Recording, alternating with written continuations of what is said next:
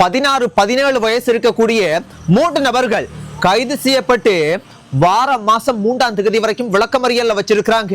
இந்த விஷயத்தை நான் சொல்றேன். இது போல எக்கச்சக்கமான விஷயங்கள் நான் ஒவ்வொரு நாளும் சொல்றேன். நான் சொல்ற ஒவ்வொரு விஷயமும் சில நேரத்துக்கு உங்களுக்கு செய்தியாக இருக்கலாம், ஆனா இது செய்தி இல்ல. உங்களோட வீட்டுல இருக்கிற பிள்ளைகளை காப்பாத்துறதுக்கு நான் சொல்ற ஒரு விழிப்புணர்வு, சொல்ற அவ்வளவு விஷயங்களும் எல்லாமே உண்மையான விஷயத்தை தான் சொல்றேன். என்ன தெரியுமா நடந்திருக்கு? இந்த சம்பவம் எங்க நடந்திருக்குன்னு நான் மேலோட்டமா கடைசியா சொல்றேன். அதுக்கு முதல் இதுல பாதிக்கப்பட்டிருக்கிறது 11ஆம் ஆண்டு படிக்கக்கூடிய ஒரு தங்கச்சி ஒருத்தவங்க, ஒரு பெண் ஒருத்தவங்க. 11ஆம் ஆண்டுண்டா இது எப்படி சொல்றது? யோசிச்சு பாருங்க. அதனால பெயர் சரியான குறிப்பிட்ட விஷயத்தையும் நான் சொல்ல இயலாது. என்ன நடந்திருக்குண்டா, ஒரு 11ஆம் ஆண்டு படிக்கக்கூடிய பள்ளிக்கூடம் போகக்கூடிய பெண் ஒரு பாட்டியினுடைய அரவணைப்புல வாழ்றாங்க. இந்த சம்பவம் உண்மையான சம்பவம். மறுபடியும் சொல்றேன். இது போல உங்களோட வீட்டுல இருக்கிற பிள்ளைகளை காப்பாற்ற வேண்டிய பொறுப்பு. சில நேரத்துக்கு நீங்க யோசிக்கலாம், எங்கட வீட்டுல இருக்கிற என்னுடைய பிள்ளை அப்படி இல்லைன்னு. உண்மையாகவே எந்த வீட்டுல இருக்கிற யாராக இருந்தாலும் எந்த பிள்ளையுமே அப்படி இல்லை. ஆனா அப்படியான சிந்தனைகள் வரக்கூடிய மோசமான ஒரு காலத்துல நாங்க வாழ்றோம். என்ன நடந்திருக்குண்டா, பாட்டியினுடைய அரவணைப்புல வாழ்ந்திருக்கிறாங்க. இந்த மாசம் 17ஆம் தேதி அவங்க வீட்டை விட்டு வெளியே போயிட்டு, அதுக்கு மேல இன்னொன்னு சொல்றேன். அதாவது இந்த பெண் ஒரு நபரை காதலிச்சிருக்கிறாங்க. எத்தனை வயசு? காதலிச்சு அந்த நபர் இந்த பெண்ணை கிட்டத்தட்ட செய்த செயலை பார்க்கும்போது உண்மையாக அன்பு செலுத்த இல்லை. அவங்க இந்த பெண்ணை தவறாக பயன்படுத்துற நோக்கத்தோட தான் அவர் காதலிச்சிருக்கிறாரு நான் நினைக்கிறேன். நான் உங்களுக்கு படிப்படியா சொல்றேன். அப்போ பாட்டியோட அரவணைப்புல இருந்து இந்த மாசம் 17ஆம் தேதி காலையில வீட்டை விட்டு வெளியே போன அந்த பெண் இரவு அதிகமான நேரம் கடந்து வீட்டுக்கு வந்திருக்காங்க. அப்ப பாட்டிக்கு சந்தேகம் ஏற்பட்டு எங்க போனா, எதுக்கு போனா எல்லாமே விசாரிச்சு முடியாத கட்டத்துல பாட்டிக்கு ஒரு சந்தேகம் வந்துட்டு, இது ஒரு சிக்கலான ஒரு தவறோடு நடந்திருக்கு. போலீஸ் ஸ்டேஷன்ல போய் ஒரு புகார் ஒன்று கொடுக்குறாங்க. அதன் பிற்பாடு போலீஸ் விசாரிச்சதுல இருந்து தெரிய வந்திருக்கிறது என்றால், அந்த பாட்டியோட இருந்த அந்த பெண் அந்த தங்கச்சி கொடுத்த வாக்குமூலம் என்னென்றால், ஒரு நபரை காதலிச்சிருக்கிறார். அந்த நபர், அந்த ஆண், அந்த பெடியன் காதலிச்சு ஒரு நண்பரினுடைய வீட்டுக்கு கூட்டிட்டு போய் இந்த காதலன் இந்த பெண்ணை தவறாக என்னென்ன செய்ய முடியுமோ அவ்வளவு விஷயங்களையும் செய்யக்கூடாததெல்லாம் செய்து, அதன் பிறகு இந்த பெண் அந்த நண்பரினுடைய அந்த காதலனினுடைய நண்பர் இன்னும் ஒரு நண்பருக்கு இந்த பெண்ணை பாருங்கள் எப்படி ஒரு மோசமான விஷயம். உங்களோட வயசெல்லாம் எத்தனை? 16-17க்கு உட்பட்ட வயசுகளா? அப்ப அந்த நண்பனும் அதுக்கு இந்த பெண்ணும் பாருங்கள் அது கோம்பட்டு இருந்திருக்காங்க. எல்லாமே முடிஞ்சதன் பிற்பாடு சொல்லல, திருட்டுத்தனமாக கள்ளக்களவாக வீட்டுக்கு வந்திருக்காங்க. ஆனா பாட்டி தெரியும், உங்களோட வீட்டையும் பாட்டி இருந்தாங்கண்டா, தந்தையை பெற்ற அம்மா அப்பாவை விட இந்த பாட்டிமார்கள் அவ்வளவு பாசம் அன்பு காட்டினாலும் சின்ன தவறுகளையும் பிடிக்கிறதுல கில்லாடியாக்கள். தவற சிக்கலை கண்டுபிடிச்சு அதன் பிற்பாடு போலீஸ்ல என்ட்ரி போட்டு விசாரணை நடத்தி இந்த விஷயம் கண்டுபிடிக்கப்பட்டு 3 நபர்கள், அதாவது இந்த குற்றத்தை செய்த 3 நபர்கள் கைது செய்யப்பட்டிருக்கிறாங்க. கைது செய்யப்பட்டு விளக்கமறியல்ல வைக்கப்பட்டிருக்கிறாங்க. இப்ப இந்த சம்பவத்தை கேட்கும்போது உங்களுக்கு சர்வசாதாரணமாக இருக்கலாம்.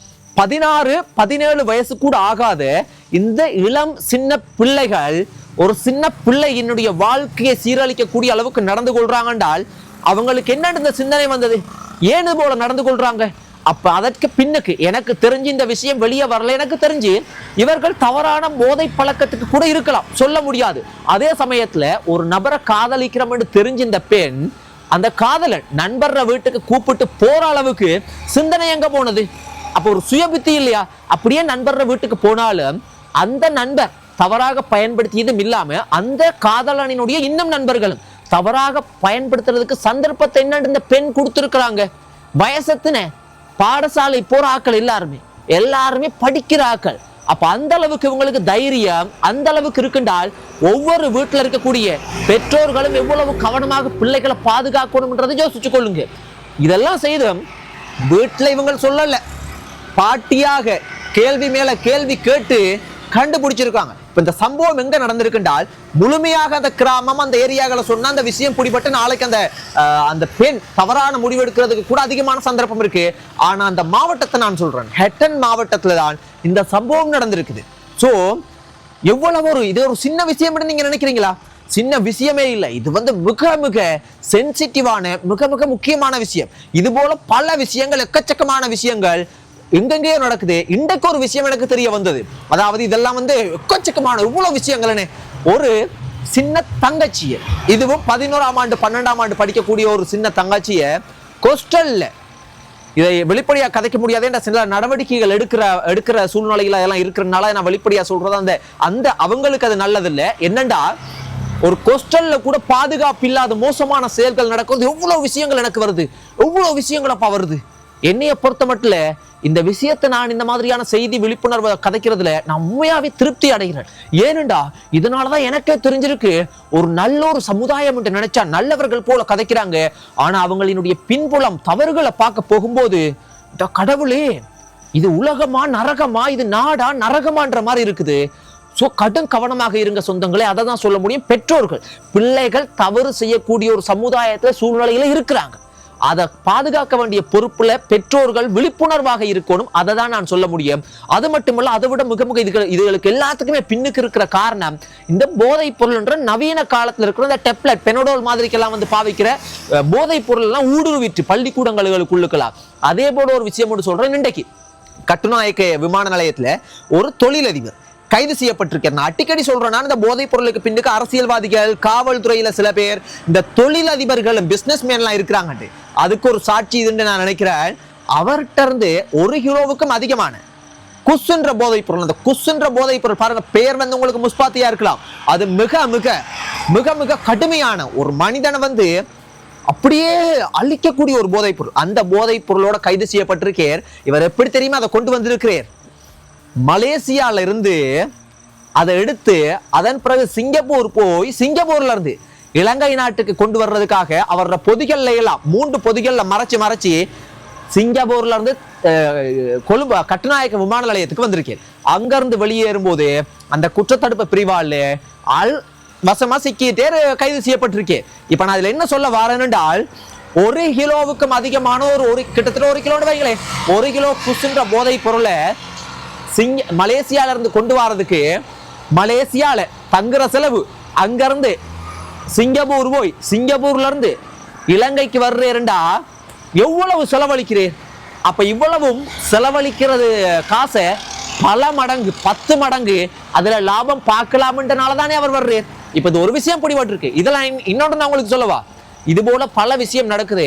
அங்க ஏர்போர்ட்லயே இருக்கக்கூடிய சில அதிகாரிகளுக்கு இது உண்மையாகவே அவ்வளோ ஸ்கேன் பண்ணி அவ்வளோ பாதுகாப்பு இருந்து அதுல இருந்து கொண்டு வர முடியும் நினைக்கிறீங்களா? ஆனாலும் சில விஷயங்கள் ஏன் பிடிபடுதுண்டா, அதிகாரிகளை கவனிக்காம செய்யறது பிடிபடுது. அதிகாரிகளை கவனிக்கக்கூடிய சில விஷயங்கள் பிடிபடுறது குறைவு. அதாவது எல்லா இடத்துலயுமே ஊழல் ஊழல் ஊழல், பணத்துக்கு விலை போகக்கூடிய அதிகமான நபர்கள் இருக்கிறனால இந்த நாடும் குட்டிச்சவராகி, இந்த சமுதாயமும் குட்டிச்சவராகி, இந்த தேசமும் ஒரு நல்ல, இந்த நாட்டினுடைய முதுகெலும்பு என்ன, இந்த முதுகெலும்பு என்ன, இந்த நாடு பொருளாதாரம், தற்சார்போ எதுவாக இருந்தாலும் கல்வி அனைத்திலையும் முன்னேறவனுமாக இருந்தா ஒரு மனிதனுக்கு கேட்கிறதோ பார்க்கிறதோ வேலை செய்யறதோ சாப்பிடுறதோ எதுவாக இருந்தாலும் நிதானம் என்றது ஒன்று இருக்கணும். அந்த நிதானம் இருக்கணும்டா போதைப் பொருளுக்கு அடிமையாகனவன் நிதானத்தை இழந்துருவான். அவனால சரியா எதையும் செய்ய முடியாது. ஒருத்தர் கையை பிடிச்சு கூட்டிட்டு போறதுன்றது கூட பொய்க்கதை. அதனால இந்த போதைப் பொருள் இந்த ஒழிக்காம இந்த நாட்டை கட்டி எழுப்ப முடியாதுன்றதை நான் ஒவ்வொரு காணொலியிலையும் தொடர்ச்சியா வலியுறுத்துறேன். அதை செய்தால் இந்த நாடு இலகுவான முறையில முன்னேறும். இதுதான் என்னுடைய இது. ஆனா அரசாங்கம் இதுல மிகவும் மிகவும் தொடக்கத்துல இருந்த வேகம் குறைந்து கடும் ஆமை போல போக தொடங்கி இருக்கிறாங்க. பாப்பம் என்ன நடக்குது. பெற்றோர்களையும் கூட பிள்ளைகளை பாதுகாத்துக் கொள்ளுங்க. அதை தான் சொல்ல முடியும். நன்றி.